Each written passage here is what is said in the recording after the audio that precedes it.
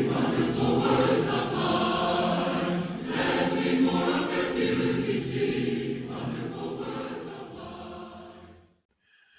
everybody. Welcome back to the Words of Life podcast with Kevin Bruni and myself. Hello, Kevin. How are you, my friend? I'm doing all right. How you doing, Adam? I'm doing great. It's been a crazy couple of weeks. As I mentioned before, Kimberlyn, your niece, my daughter, got married. And so we've had all of the leading up to and aftermath of the big event. Lots of family in town. My father and stepmom drove out in their RV from California. Wow. And when they travel in their RV, they tow a little like Honda CRV behind them. And that Honda has had like a series of mechanical issues. They've taken it in to fix one thing, and then they drive it, and then another thing is breaking. So their trip has been extended quite a bit, but it's been really nice to have them for a little longer than usual. So it's been cool. Any new changes on your front? I hear there's some good news to share. Couple of good newses, yes. Sure. Yeah. I think we had mentioned on an episode a while back that I was looking for work, and I taken a new job here starting in a couple of weeks at a local high school out here. So that'll be good. And then 2 weeks ago now, maybe a week and a half, something like that, probably a week and a half. We took in another foster baby. So the time really runs together when you have infants again at our age. Right. It just every day, Melissa will ask me things and I'm going, I don't know. Maybe that was today. Maybe that was yesterday. Who can remember, right? And the first week, for those of you who might not know how this works, the first week when you take in a foster baby is just a whirlwind because you have to get, take them to pediatrician appointments. They get checked out. There's all these calls and different services that will come out to your house and evaluate the child and all these kinds of things.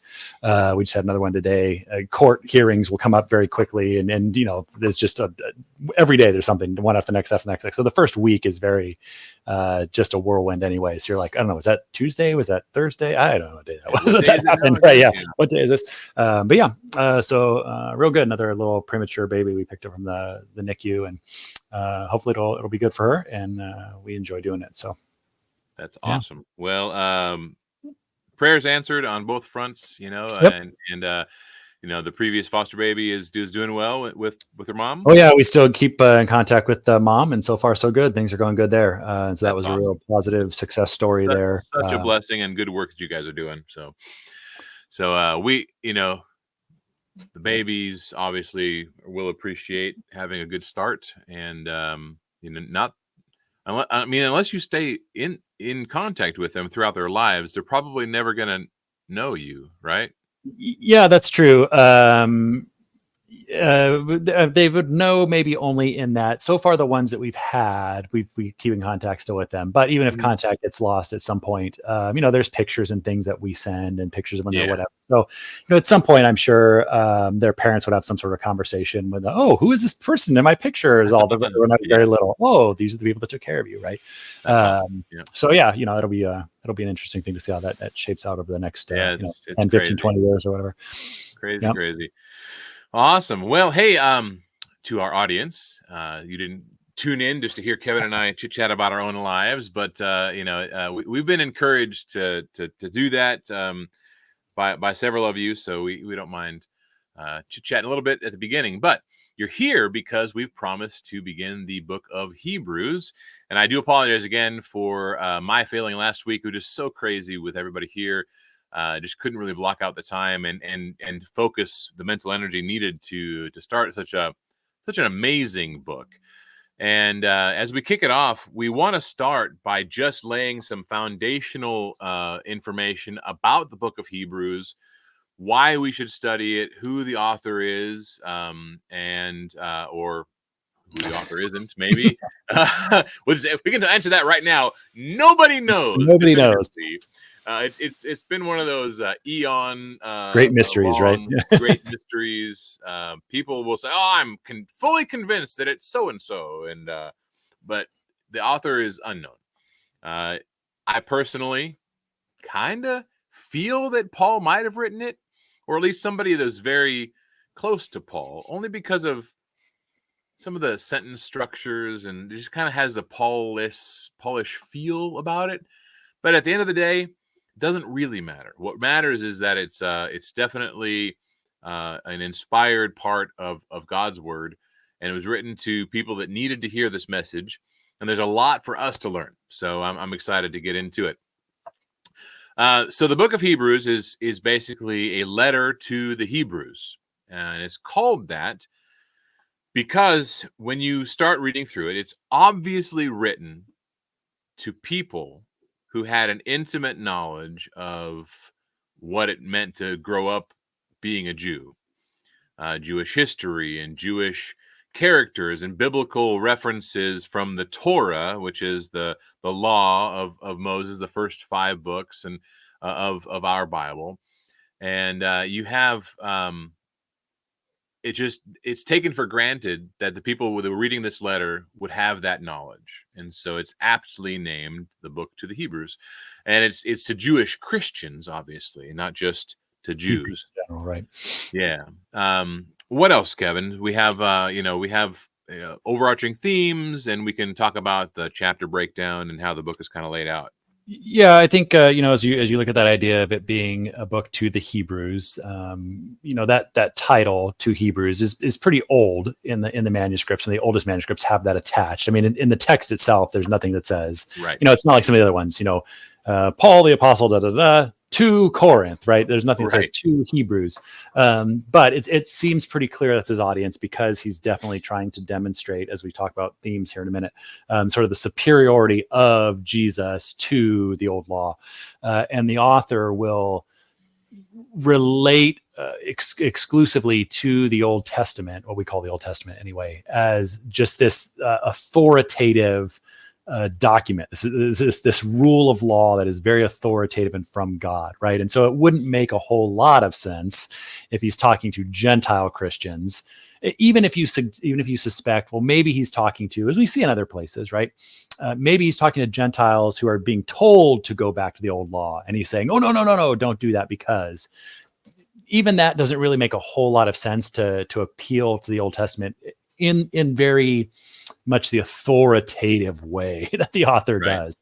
So it seems pretty clear that it's definitely written to Hebrew Christians, right? I mean, I guess he could be writing just to general Hebrews and hoping they ever picked this letter up, but there's no reason to assume that just Jews would go, "Oh, let me pick this up and see if this is going to convince me to be a Christian," right? Right. It doesn't seem like that's the intent, of what he's trying to do in this writing. So, to the Hebrews is again, to Hebrews is sort of the oldest manuscript title we've got attached to the text. It seems pretty good.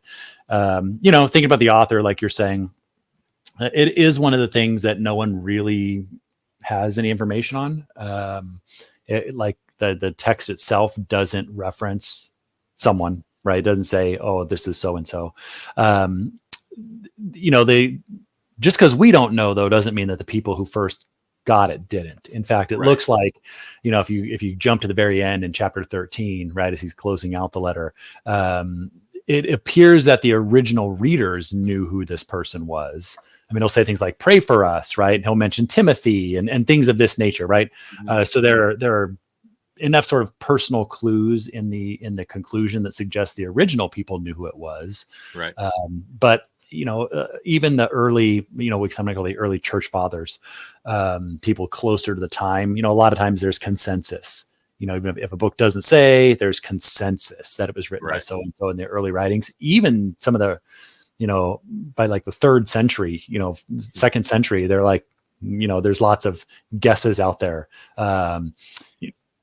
Paul, Barnabas, Apollos, Silas, and then some ones you wouldn't even think about as well, like Clement of Rome, right? I mean, there's a lot of things that are thrown out, but even by, like I said, the 3rd century, Origen, who's a church scholar historian in the 3rd century, right? So it's not like he's a modern scholar. This is someone closer to time.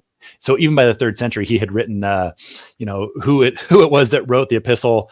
God only knows. So by the 3rd century, they're always like, we don't know who wrote it. Yep. So it's a very different sort of thing in that way.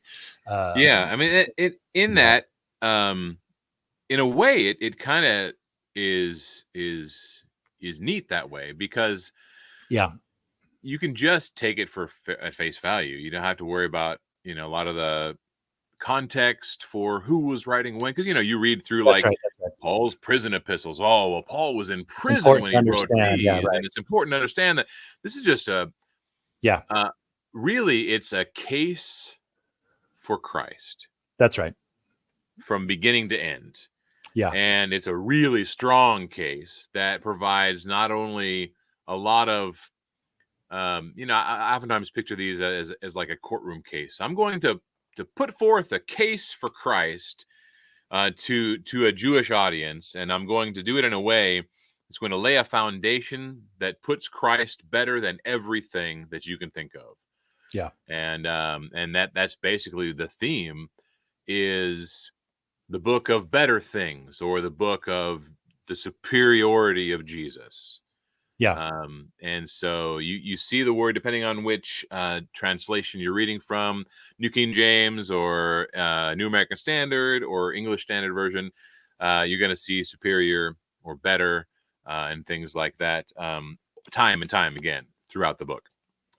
Yeah, and I think that's a good sort of segue into, but what might be coming up real quickly in your mind if you're listening to this is, okay, well, if it was written to Jewish Christians, right? If it's written to Hebrews, well, Yeah. I'm assuming the Right. majority of it, just based on statistics, right? That it's more likely that more of our listeners are not traditionally Jewish, Right. but are Gentiles, and so you might be thinking, well, then what's this for me? And I think that lays out really well, nicely what you just said, right? Is that the theme of the letter is that Christ is superior, right? That Christianity is superior as you get to the Christian walk is superior. Yep. As you get towards the end. And so that's something that relates to me either way, right? Even if I'm thinking about, well, I don't have a tradition of Judaism, but if I'm a Christian, then I believe that the Old Testament is part of my story, right? It's part of the story of where my Savior came from. And I would view that as authoritative, and I would view that as from God. And so when this author comes in and says, as good as that was, right, that Christ is superior to that, then that's faith building for me anyway. Right. For sure. I can see that Christ is superior. And some of the things even, don't directly tie to Judaism. He'll talk about Christ as being superior to angels. Well, that doesn't matter if I'm Jewish or Gentile, right? Right. If I can imagine how great angels are, and now I can think that Jesus is superior to that, right? Then it provides sort of faith building for me. So everyone should read this book.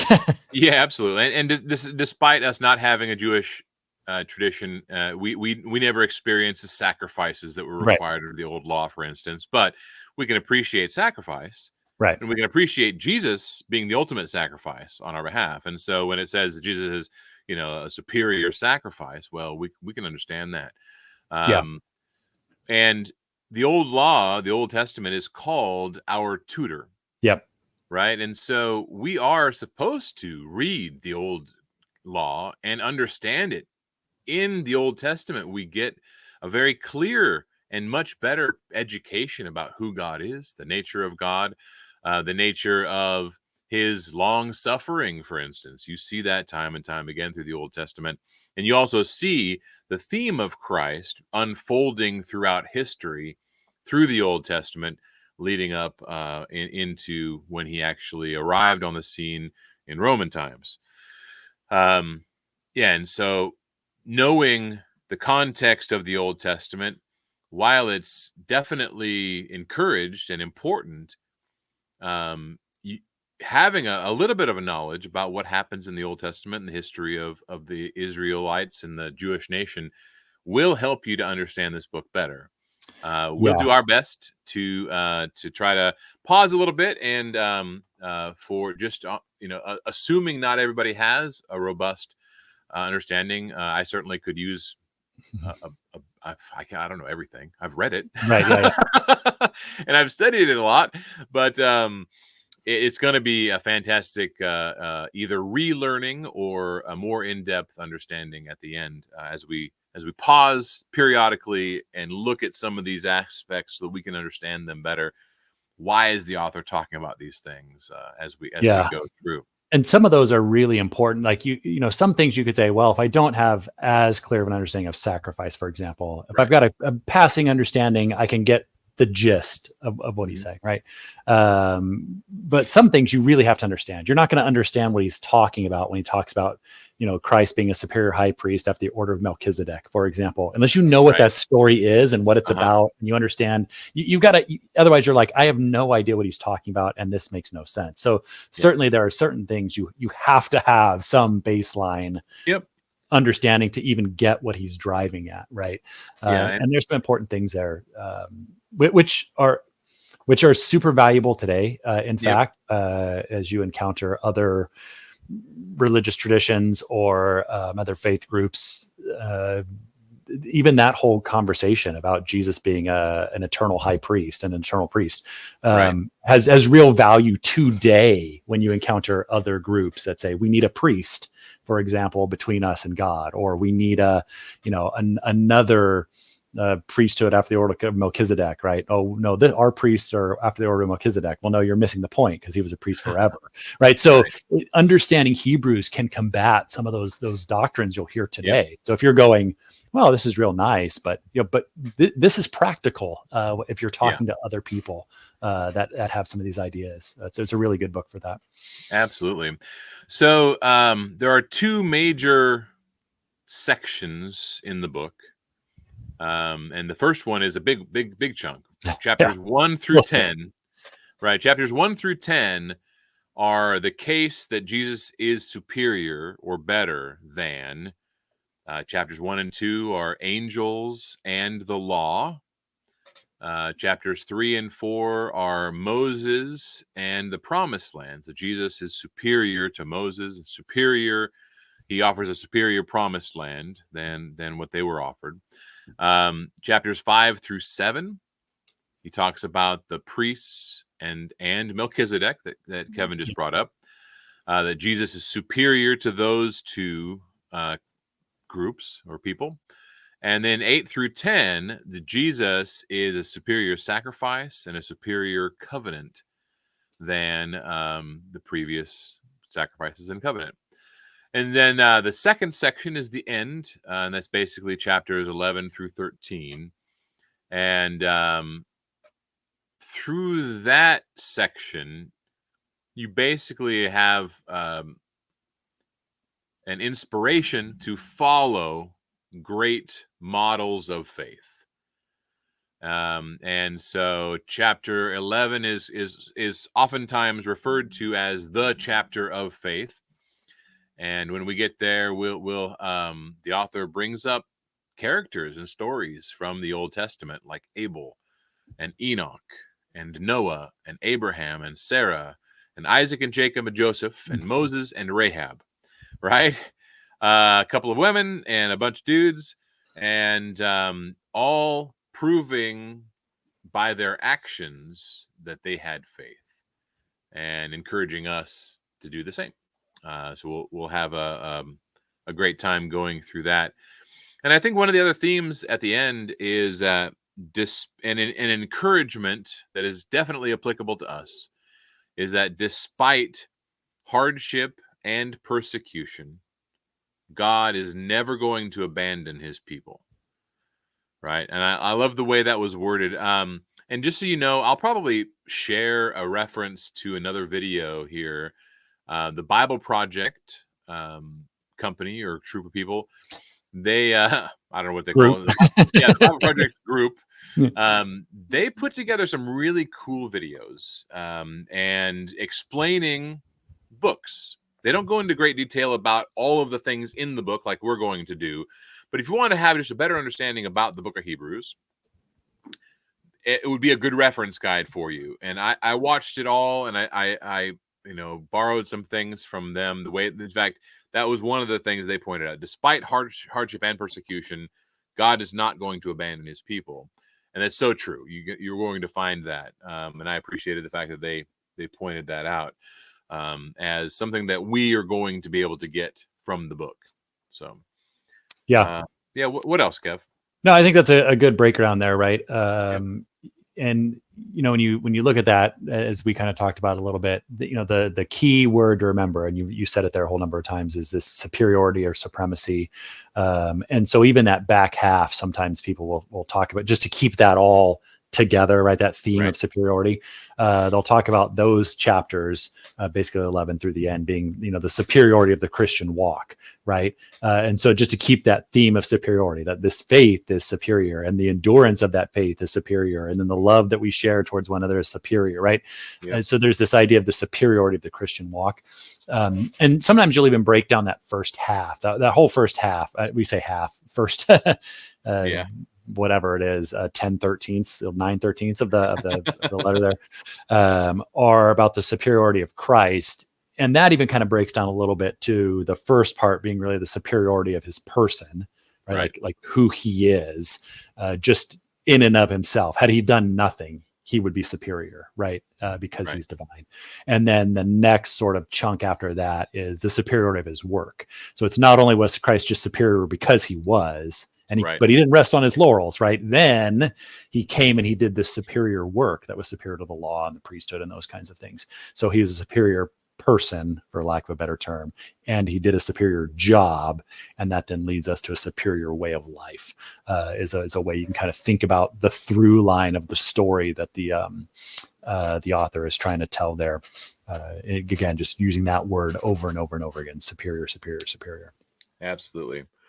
One thing I think is a little bit interesting, right, is it is fun to sort of speculate a little about who the author is, perhaps, right? And Paul is one that's commonly thrown out there. When you kind of try and think about who the author is, it's a little bit useful to understand some of the things they do say about themselves, and some of the reasons why, because you're right. Most of the things you'd look and you go, it seems sort of Pauline, right? In its style and its argumentation and its structure. And, well, why wouldn't it be? He was Jewish, even though his ministry was largely to the Gentiles, but he did go to the Jews first, right? And then he would go to the Gentiles. And so you might think that he would have a special place in his heart to say, I'm going to write a letter to the Hebrews. I'm always writing to the Gentiles. I'm going to write a letter to the Hebrews. Right. But some of the things that the author will say maybe make us think that it's not him, only in the way there's a couple of places where he mentioned things that makes it sound like, let me just find one for you.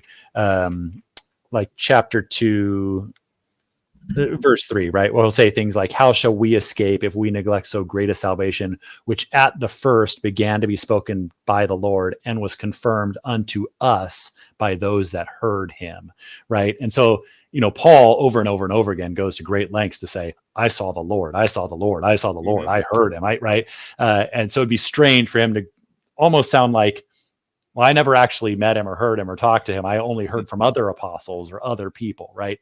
And so that's kind of what causes the big question mark. The question marks in the text, among some other things that are far more technical that you're not going to get well, you do kind of get if you look them up in the English, which is, sort of the style and the refinement when you compare it to some of the other letters. Some of the things like this author only exclusively, when he quotes from the Old Testament, he quotes only from what's known as the Septuagint version.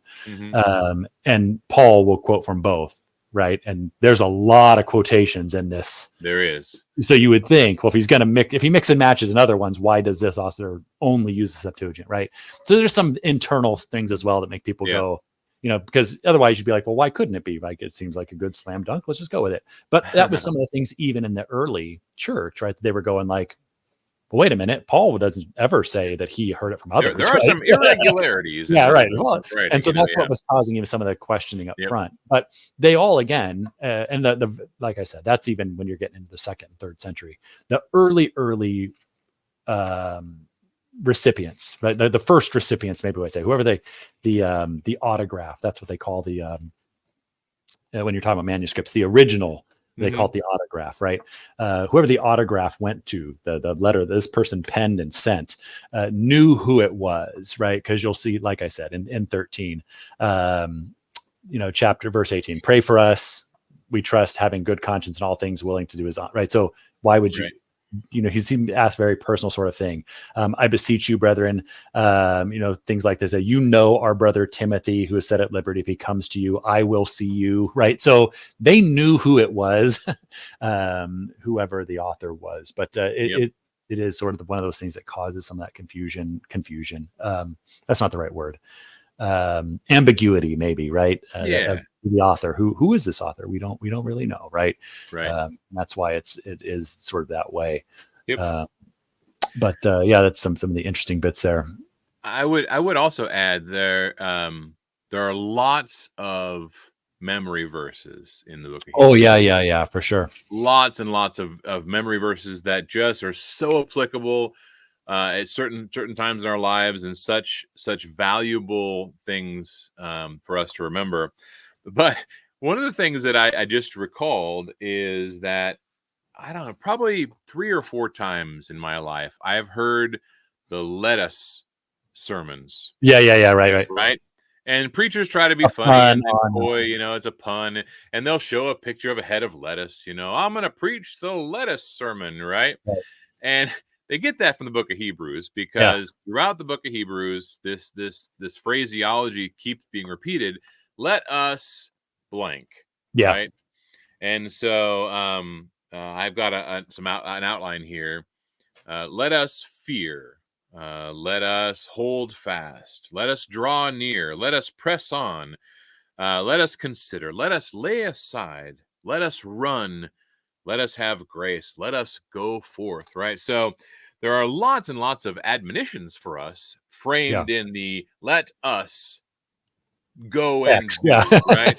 Or Uh, not do, yeah. Let or us do not this do, and not do that. correct. And so those would be interesting as we read through, to just kind of highlight those, and maybe one day somebody out there will also preach their own "let Let us. us" sermon. So That reminds me as well that we didn't mention, as we sort of think about the structure of the book and how we can organize it in our minds. One of the things that recurs as well, and I think we chatted about it a little bit before, was there are repeated warnings yes, throughout the letter or the book or the sermon or whatever you want to call it. But and so those are useful as well. So there are generally people will count them as 5 different warnings throughout as he goes. So he'll say some stuff, for example, in chapter 1, and so at the beginning of chapter 2, you get this first warning. Therefore, we ought to give more earnest heed to do the things which we have heard, lest at any time we should slip away. Right. So there's this right, warning, and you'll yep, get 5 of those that are kind of evenly spaced, let's say, throughout the narrative there, where he brings up a warning, and they're generally they are always in reference to things that he has talked about. Right? It's an admonition, and some of those "let us" statements that probably exist within those warnings, I'm sure. yeah, As I think about them off the top of my head, but that's another thing to watch for, and that we'll probably highlight as we go. That here is the first warning, here is the second warning, here is the third warning, yeah, and that really ties into sort of the purpose of writing. So when you start looking at those warnings and you look at the clear focus on the supremacy of Jesus, you can see that the author's purpose is to prevent Jewish Christians, Hebrew Christians, from going back into Judaism, right? right, Which Paul spends a lot of times talking about. And that's kind of why people go, well, maybe it's Paul, right? He spends a lot of time in his letters addressing this, yeah, which may be true, or maybe it was a very common problem for Jewish Christians to want to go back to Judaism, right? And so those warnings, when you look at them, are always like, so let's keep pushing forward. Let's not fall back. Let's not go yeah, into. And so that's really if you're thinking of what's the purpose of the book, the theme is the superior of Christ, but the purpose is, so since he's superior, let's not do something else, right? correct, Let's yeah, not go into some other yeah. thing. This is the new way. There's Yeah, no going back to there's the no old way. going back the old Yeah, way. Yeah, and yep, so those warnings appear. There's 5 of them throughout the text, and we'll pull them out as we go, I'm sure. absolutely, But that's clearly a thing as well that we should be thinking about, right? Like, what do I get out of it? Well, here's the right, author's telling you. Here's my exhortation. Here's my warning. Here's my danger. Here be dragons, right? Kind of yep. a thing.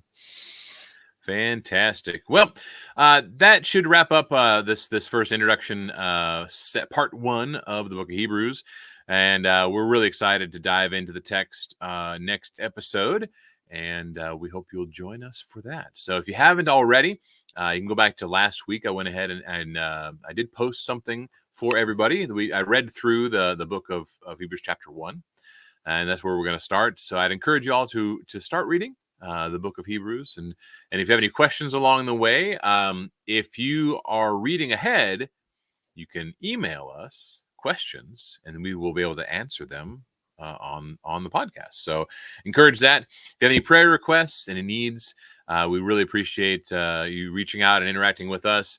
We have been praying for you, all those who have been communicating with us, and we hope and pray that that God is blessing you and giving you strength and peace and all of the help you need to to get through the trials of this life. So, God bless you all. Any last words there, Kev? No, looking forward to the study. I always enjoy this book, so looking forward to Me it. too. Absolutely. All right, everybody. God bless, and we'll see you next time.